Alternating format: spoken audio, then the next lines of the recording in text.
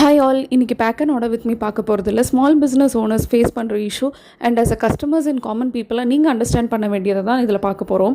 Small business owners எப்போவுமே ஒரு product stock எடுத்துகிட்டு வராங்கன்னா 100 பீசஸ்க்குள்ளே தான் ஸ்டாக் எடுத்துகிட்டு வருவாங்களே தவிர 10,000 பீசஸ் ஸ்டாக்குக்கு எடுத்துகிட்டு வர மாட்டாங்க. அப்போ 100 பீசஸ்க்குள்ளே நாங்கள் ஸ்டாக்குக்கு எடுத்துகிட்டு வந்தால் எங்களுக்கு ரீட்டைல் ப்ரைஸில் தான் கொடுப்பாங்களே தவிர ஹோல்சேல் ப்ரைஸில் கொடுக்க மாட்டாங்க. அண்ட் செகண்ட் திங், ஒரு பெரிய பெரிய பிஸ்னஸ் ஓனர்ஸ் இருக்காங்க அப்படின்னா அவங்க ஒரு ப்ராடக்ட்டு 10,000 20,000 பீஸ்ன்னு ஸ்டாக் எடுத்துகிட்டு வருவாங்க. அப்போ அவங்களுக்கும் எங்களுக்கும் கண்டிப்பாக ரேட்டு டிஃபர் ஆக தான் செய்யும். அண்ட் தேர்ட் திங், எங்களுக்கு பேக்கிங் மெட்டீரியல்ஸில் கூட காம்ப்ரமைஸ் பண்ணாமல் இந்த சார்ஜ் தான் ஃபிக்ஸ்டுன்னு எங்களுக்கு கொடுத்துருவாங்க. ஏன்னா நாங்கள் இனிஷியல் ஸ்டேஜில் இருக்கிறதுனால. இதுவே நாங்கள் நல்லா க்ரோ ஆன பிஸ்னஸாக இருந்தால் கொலாபரேட் பண்ணுறதுக்கு ப்ரொமோஷன் பண்ணுறதுக்குன்னு ஃப்ரீயாகவும் பீசஸ் கொடுப்பாங்க அண்ட் கம்மி பண்ணியும் கொடுப்பாங்க.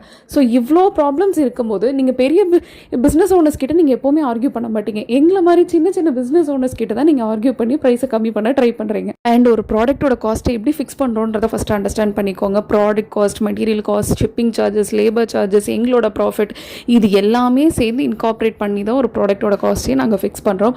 ஸோ அண்டர்ஸ்டாண்ட் பண்ணிவிட்டு அதுக்கப்புறமா ஆர்டர் ப்ளேஸ் பண்ணுங்கள். இன்னொரு யூஸ்ஃபுல் வீடியோவில் பார்க்கலாம். டாடா, பாய்.